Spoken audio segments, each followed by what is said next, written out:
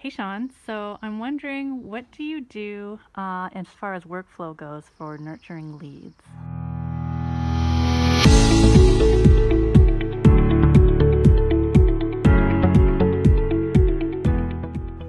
Great question. So I had a conversation with somebody recently that really sparked off the topic of what do you do to nurture leads? What do you do to solidify leads? What do you do to prospect for leads? What do you do for going into a particular space and making the most of that so that your time there is best spent? And one way to say your time is well spent is you go to a certain place, whether it's advertising or dog kennels, and you come back and you say, "Well, I went here and I got a sale." Pretty great. You go somewhere, you get a sale, your effort yields reward.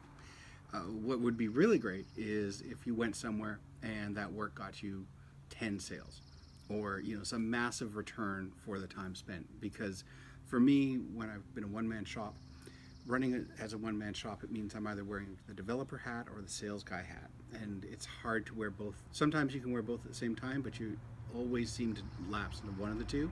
I have to say that wearing two hats at once looks kind of dumb. It does look dumb. So what you need to do is that you need to get out of the developer mode and into the sales mode.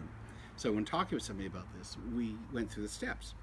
And what I said was, first off, you need to trap your data. You need to come up with a good, solid system for how you get your data so you can refer to it, so you can use it later, so you can tease out trends and demographics. You can tease out things like cultural demographics, which is who are the usual people you're selling to, and geographical demographics, as in where are the people you're usually selling to. And then you can tease out whether or not a given deal is profitable or unprofitable, because there's a lot of online marketers who talk about making $20,000 a month. Well, maybe they're profiting like $50 a month. So $20,000 a month isn't great if you're not making money. So you need to always find out that does your work bring you money. So what I said was, at the front of this, the setup is you have to come up with some sort of leads capture. And in my case, it's a request a quote form, where you say to somebody, give me your information, and you get their details about what they're wanting, see what they say about it, just get everything you can from them. Contact information, what their pain point is, and some suggestion about how you could satisfy it and what your product offerings are. Because inside of your request for quote form, you put down a list of things you're willing to offer them, and that kind of funnels them a little bit to say that we're not going to do everything, we're going to do these things. So that helps to dial in your product offering and connect it with potential leads. It also says that if there's no fit, then potentially you have a lead that you may not want. I always go back to this one, which is McDonald's doesn't sell onion rings. They do so many things that they've never turned out an order of onion rings, because while they do stuff, there's definitely something they don't do. And every good business does a lot of stuff, but also doesn't do stuff. So that's part of what lead capture will get you. In our case, what we've done is set up a gravity form on our own website for the client in question, set up a gravity form for him, and use that to capture more leads. From that, when you get the submission and you get back to them and say, here's the price, or you get additional details and kind of move that process forwards, you may have somebody go quiet for a while. And somebody I work with, they say that while they prospect leads, if somebody goes quiet for more than 2 weeks, they just won't continue that prospect. They think that if they ever do come to life, they may be a painful client, and they've actually learned that the hard way. And anecdotally, I've learned that as well. That some clients, if they're bad at the outset, the relationship always seems to get a little rockier, because money and time and stress and output are in the mix. They don't make a dynamic better until you finish. So with the clients that are kind of fussy at the outset, that may take the relationship to a really bad place kind of fast. So with him, there's a limit on how fast he gets back. With the client I was working with last week, I said to him, well, if you submit a quote and they come back in 6 weeks with it, well, how's the rest of the relationship going to go? So the point there was, keep track of that. So once you do the work, you want to kick out 2 report cards. And one report card, in his case, he has a staff. So he's not doing most of the hands-on work. He's bid prep and follow-up and a little bit of hands-on, but mostly his staff are doing the hands-on work. So with that, I said do 2 report cards when the work is done.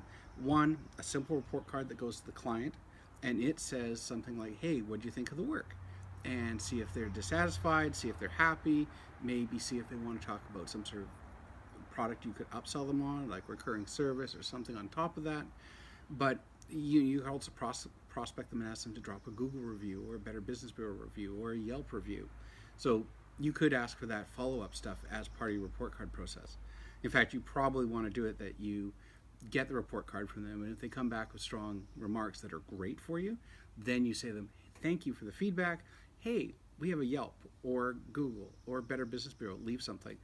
Maybe a little weaselly, but if you have somebody who doesn't give you good feedback in that report card, don't send them that call to go to Google and company.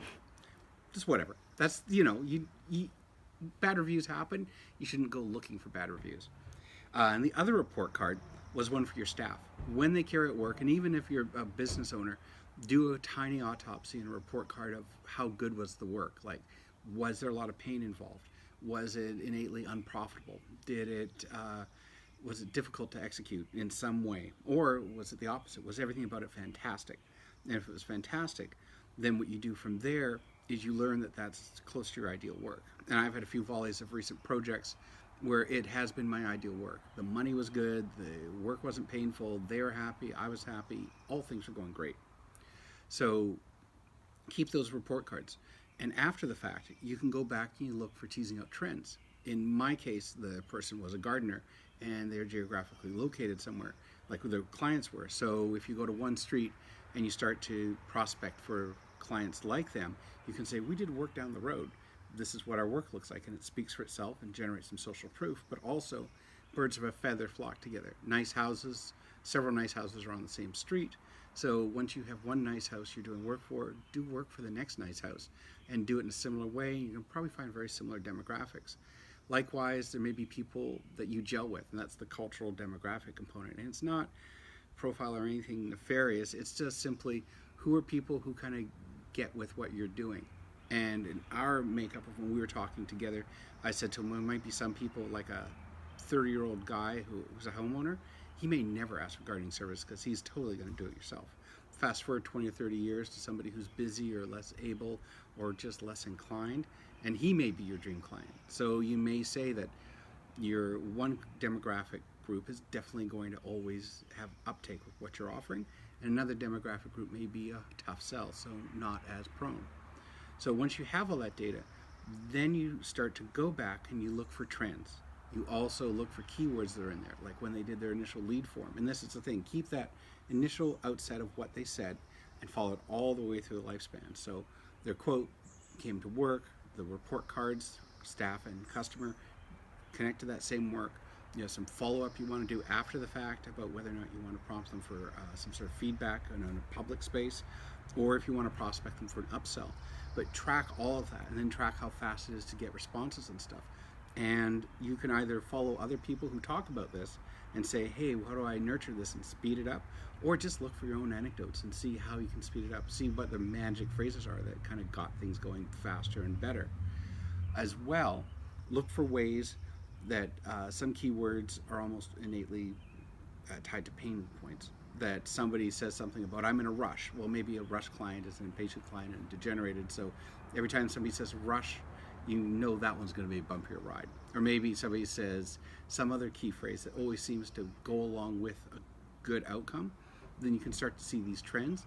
And then when you get to the outside of the process, and people initially submit their quote, you'll be more informed about how that quote will turn into something really good further down the workflow. So that was the discussion about how to take that information when you trap it and turn it into a workflow that turns into a good experience, an informed experience about what you do next with the next client that's similar to that, and how you could sell to that client later on so you don't sell to them and walk away. Because early in my web development days, I did a lot of that. I'd launch a project and then walk away. And I wouldn't come back, and I wouldn't think I need to nurture this relationship. So the clients where I did nurture, I had a nice steady stream of work for years. But for the clients who I didn't nurture, I did the website, they forgot about me, and next year they were doing the website with somebody else.